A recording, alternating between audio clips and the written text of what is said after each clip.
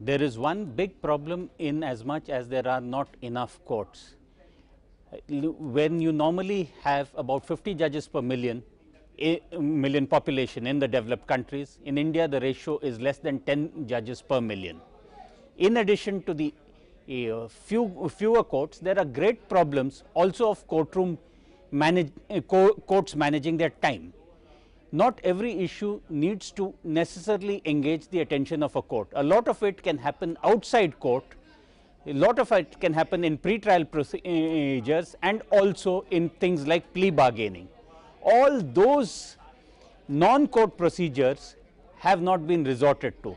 Courts must now face a social audit and probably learn to ration and use their time much better. It does not have a very great effect in increasing crime rates, because the habitual criminal will keep continuing crimes as long as he is not put away. But in cases of ordinary people who are occasionally caught in the criminal justice system, frequent resort to court, the continuance of the trial prevents them from ever having any hope of a normal life, and they probably turn to more crime because of the kind of company that they come up with in courtrooms and in jails. Well, the blame has to be apportioned on all sides. It has to be apportioned largely to the government, which so far did not see courts as priority spending. In fact, it required interventions of the courts to have fast track courts, to have budgets for such courts, and to have monitoring of the courts to increase their output.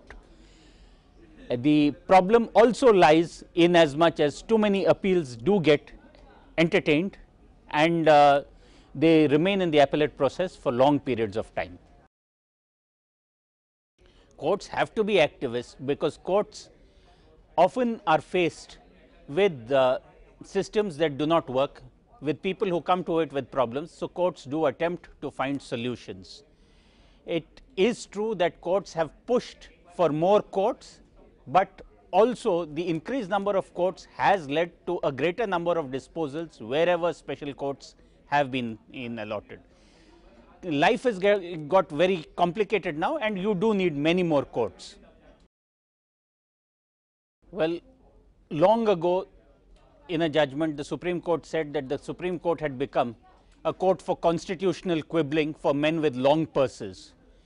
It is true that people who have the money have greater access to the justice delivery system, and their lawyers are able to push cases much faster and get effective verdicts out much quicker. It is time that we in the administration and in the courts thought of making justice equally accessible to all people. Whether to litigate in India or whether to litigate abroad through the arbitration mechanism is often a business decision.